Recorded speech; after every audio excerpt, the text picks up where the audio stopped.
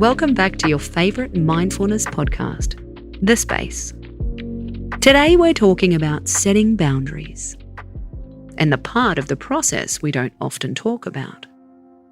It turns out, setting a boundary is only part 1.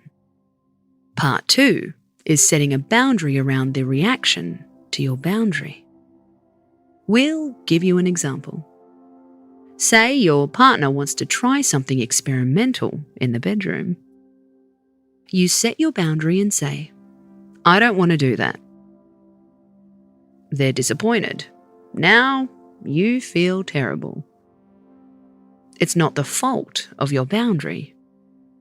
The problem is, you didn't put a boundary around the aftermath.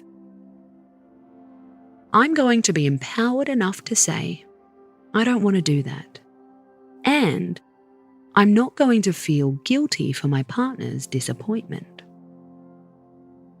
The second part of the boundary is about owning your decision and radically accepting their disappointment. Without part 2, part 1 will just make you feel crappy. Think about the boundaries you're trying to set in your life. With your parents, with your partner, maybe with your kids.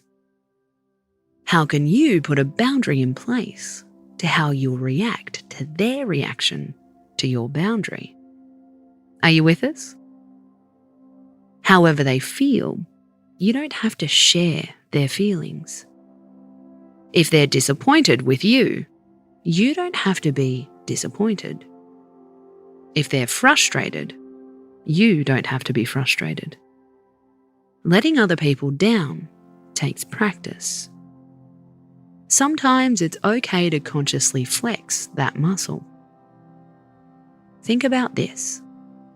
Next time you're trying to set a boundary, it's not just about the boundary you set. It's also about your reaction to their reaction to your boundary.